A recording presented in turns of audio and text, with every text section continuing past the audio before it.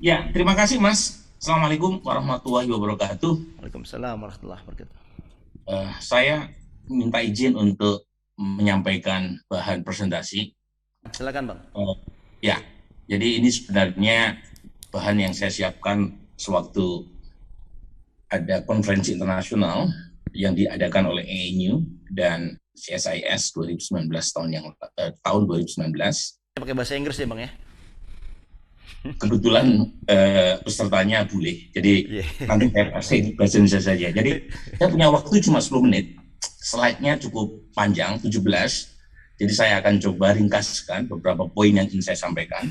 Nah, kalau saya masih punya waktu, saya ingin membahas apa yang tadi disampaikan oleh Pak Anies Mata terkait dengan bagaimana perubahan itu dimungkinkan terjadi. Tapi kalau tidak ada waktu, karena waktu cuma 10 menit, izinkan saya untuk membahasnya dalam sesi Tanya jawab. Q&A. Nah, kira-kira background-nya adalah kita punya satu sistem pemilu yang selalu berubah-ubah setiap kali menjelang pemilu diadakan. Jadi pertanyaan yang muncul kemudian adalah, apakah pemerintah dan DPR tidak punya satu skema yang baku, yang bisa membuat sistem pemilu yang betul-betul bertahan lama dan berkualitas. Sebab kalau diadakan perubahan tiap kali jelang pemilu, itu mengesankan bahwa pemerintah dan DPR tidak punya skema baku terkait dengan sistem pemilu yang kita pakai. Jadi itu background utamanya. Nah, yang muncul kemudian selalu perdebatan yang berputar-putar terkait dengan presidensial threshold dan parliamentary threshold. Jadi mengapa sering muncul perdebatan atau perubahan menjelang pemilu?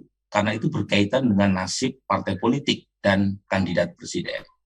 Jadi kesulitan utamanya mengapa sering terjadi perubahan, karena memang sangat politis poin-poin yang selama ini menjadi bahan diskusi di DPR maupun pemerintahan. Jadi karena menyangkut nasib politik banyak orang itulah kemudian seringkali perubahan yang dilakukan oleh pemerintah atau DPR itu bersifat trial and error. Jadi untuk kepentingan jangka pendek dari mereka yang punya hasrat untuk mempertahankan atau merebut kekuasaan. Nah, dua poin utamanya sebagian sudah disebutkan sama Pak Anies Mata. Nah, saya akan membahas satu terkait dengan presidential threshold. Jadi kalau kita lihat konteks presidential threshold, itu adalah ambang batas pencalonan bagi seseorang calon presiden atau wakil presiden untuk bisa maju dalam pilpres. 20% kursi di DPR atau 25% suara sah secara nasional. Nah, kalau kita lihat tahun 2019 yang lalu, koalisi Jokowi itu menuntut satu threshold yang kurang lebih sama dengan apa yang sudah diterapkan di pilpres sebelumnya. Sementara koalisi Pak Prabowo itu menginginkan threshold dihapuskan atau setidaknya dikurangi. Nah, kalau kita lihat konteks di negara lain, terus terang presidensial threshold ini itu agak keluar dari bakunya. Jadi kalau dalam sistem presidensial yang disebut dengan presidensial threshold itu bukan ambang batas pencalonan seperti yang kita pahami di Indonesia, tapi syarat kedipilihan. Jadi beda ya. Jadi kalau kita lihat misalnya Brazil, Ekuador, Argentina yang kebetulan memakai sistem presidensial sama seperti kita, itu bukan syarat pencalonan bagi seseorang calon presiden atau wakil presiden untuk bisa maju dalam pilpres, tetapi syarat kedipilihan. Nah, itu persis agak mirip pengertiannya dengan parliamentary threshold. Jadi partai kalau memenuhi syarat KPU boleh ikut dalam pemilu legislatif, tetapi untuk bisa mendudukkan wakilnya di parlemen, partai harus memenuhi syarat minimal yang disebut dengan istilah parliamentary threshold. Kalau dalam konteks presidential threshold yang kita pahami dan kita lakukan di Indonesia, itu beda dengan parliamentary threshold. Jadi seorang calon capres atau wapres tidak bisa maju ke pilpres kalau tidak mengantongi syarat minimum pencalonan presiden. Nah, ini namanya syarat pencalonan, bukan syarat kedipilihan. Nah, di Brazil seseorang calon presiden itu bisa maju. Dan kalau misalnya memenuhi presidensial threshold, suaranya dapat 50% plus 1, baru dia ditetapkan sebagai presiden terpilih. Di Ekuador juga demikian, 50% plus 1 atau 45% suara yang diperoleh oleh seorang capres, kemudian selisih antara capres 45%, taruhlah demikian, dengan peringkat kedua, kalau misalnya dalam selisih 10%, maka capres di Ekuador tadi menang. Begitu juga dengan Argentina. Di Argentina bukan 50% plus 1, tapi 45% atau 40%. Bisa menang sepanjang selisih pertama dengan kedua itu selisihnya 10%. Jadi nggak harus dapat 50% plus 1. Asalkan selisih pertama dengan kedua itu 10%, dia bisa menang. Tetapi tidak ada pembatasan yang ketat seperti di Indonesia dalam konteks untuk bisa maju di Pilpres. Bahkan di Amerika Serikat pun, orang seperti Ross Perot misalnya, capres independen, bukan dari partai politik, bisa maju. Jadi dalam konteks sistem presidensial, seharusnya tidak ada presidensial threshold dalam pengertian pembatasan pencalonan. Yang ada adalah presidensial threshold sebagai syarat kedipilihan. Orang bisa maju sebagai capres, tetapi untuk bisa menang, ada batas minimum yang harus diperoleh oleh seorang capres. Nah, di Indonesia sebenarnya presidential threshold dalam pengertian eligibility requirement itu sudah ada. Nanti Bung Refli bisa bicara itu. Syarat bagi capres untuk menang harus dapat sekian persen di sekian provinsi dan seterusnya sudah ada. Nah, justru presidential threshold yang kita terapkan di Indonesia dalam pengertian pembatasan pencalonan itu nggak ada dalam konstitusi. Itu bikinan DPR yang kemudian dikenal atau dipahami oleh MK sebagai open legal policy. Jadi itu kalau kita merujuk pada teori maupun praktek sistem presidensial di belahan negara lain. Nah, Indonesia memang unik ya, seringkali punya tafsir sendiri di luar dari buku teks yang ada mengenai praktek politik sistem presidensial ini. Nah, pertanyaan kemudian adalah apakah presidensial threshold itu bertentangan dengan sistem presidensial? Nah, itu ya pertanyaan yang patut untuk kita diskusikan. Nah, sebenarnya kalau kita lihat pengalaman di tempat lain, seperti yang tadi saya indikasikan, itu ada potensi bagi kita untuk mengatakan presidensial threshold dalam pengertian pembatasan pencalonan itu bertentangan dengan skema sistem presidensial. Karena namanya sistem presidensial itu two parallel structure. Jadi ada dual legitimacy. Presiden punya legitimasi, DPR punya legitimasi. Nah, kalau kemudian seorang calon presiden untuk maju harus mengantongi syarat dukungan dari DPR, itu artinya capres tersubordinasi oleh parlemen. Nah, itu tidak sesuai dengan sistem presidensial. Harusnya dua-duanya punya modal legitimasi yang sama, dan karenanya tidak harus mensubordinasikan dirinya ke dalam salah satu cabang kekuasaan. Jadi, karena memang dari awal desainnya seperti itu. Ya. Memang punya akibat, yaitu munculnya koalisi minoritas.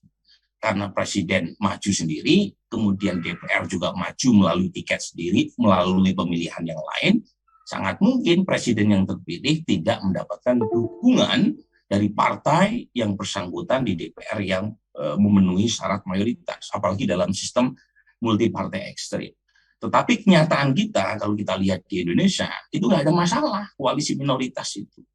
Jadi minority president itu nggak ada problem.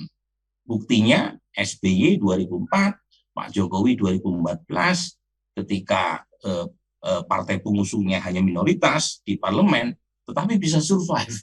Karena memang banyak keunggulan atau presidensial veto ya yang dimiliki oleh seorang presiden di Indonesia. Jadi nggak ada masalah sebenarnya kekhawatiran yang selama ini dibangun mengapa sistem presidensial threshold tinggi dalam arti ditujukan untuk menguatkan presidensial, itu kekhawatiran yang terlalu dibuat-buat. Nah, problem tadi, problem presidensial threshold dalam konteks pembatasan pencalonan tadi, itu bukan hanya problem dari sisi substantif, yaitu bertentangan dengan sistem presidensial, tetapi juga bertentangan dengan logika teknis dalam konteks pilpres dan pileg secara serentak.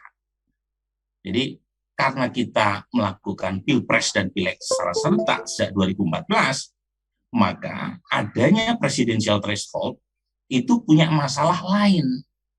Apa masalah lainnya? Tiket basi dipakai lagi. Ya, dalam kasus 2019 kemarin, presidensial threshold didasarkan pada perolehan pemilu legislatif 2014. Sementara pada pemilu sebelumnya, calon pemilih itu tidak memilih partai yang dipakai dalam konteks pilpres juga. Jadi ada persoalan di situ.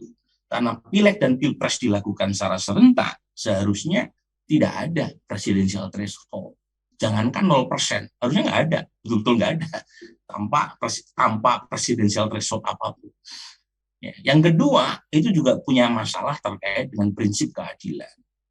Ya, di 2019 kemarin ada 4 partai baru karena mereka belum punya suara di 2014, maka hak mereka itu ditiadakan atas nama undang-undang, sehingga mereka tidak punya hak untuk bisa mengusung calon presiden di 2019 karena sebagai partai baru mereka belum berlaga di pemilu sebelumnya. Nah, dalam konteks nanti 2024 partai Gelora jadi korban nih pada klausul yang kedua ini. Karena belum ikut pemilu 2019, maka haknya untuk mengusung didasarkan pada perolehan pemilu sebelumnya itu tidak didapatkan oleh partai baru yang baru berlaga di 2024. Bang Burhan, jadi waktunya habis. Kita nggak mau jadi korban, Bang. Waktu habis ya? Tapi saya boleh kasih kesempatan 2 menit lagi, Bang. Silakan, Bang. Oke.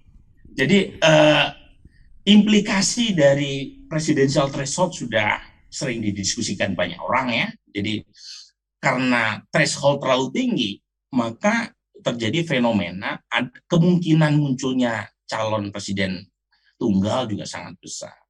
Jadi partai cenderung berkoalisi ketimbang berkompetisi. Nah ini bertentangan dengan nature-nya demokrasi. Demokrasi itu manusia lawan manusia, bukan manusia lawan kotak kosong. Jadi kalau threshold terlalu tinggi, sangat mungkin seorang capres itu mengakumulasi dukungan dari partai-partai dan partai-partai enggan untuk memunculkan kadernya maju dalam pilpres. Dan itu yang dirugikan adalah pemilih. Yang kedua adalah hilangnya kesempatan buat munculnya capres alternatif. Dan terakhir adalah polarisasi politik. Kalau terjadi 2 pengkutuban, mau tidak mau ada sumber daya primordial yang dimaksimalkan oleh kedua calon. Tapi polarisasi politik ini juga tetap muncul meskipun capresnya lebih dari 2, sepanjang masih ada sistem 2 putaran seperti yang diamanatkan dalam konstitusi kita. Nah, soal PT parliamentary threshold ini saya skip aja, tapi saya ingin menegaskan ini data yang Bapak-Ibu sekalian bisa cek. Kita pernah memakai ET electoral threshold tahun 2004 3%, kemudian parliamentary threshold tahun 2009 2,5%, 2014 3,5%, terakhir PT kita 4%. Tapi kalau kita cek data yang saya tampilkan di layar, itu terlihat sekali yang warna biru adalah partai peserta pemilu, ya. Kemudian yang warna merah adalah jumlah partai yang mendapatkan kursi di DPR, baik yang melalui ET atau melalui PT.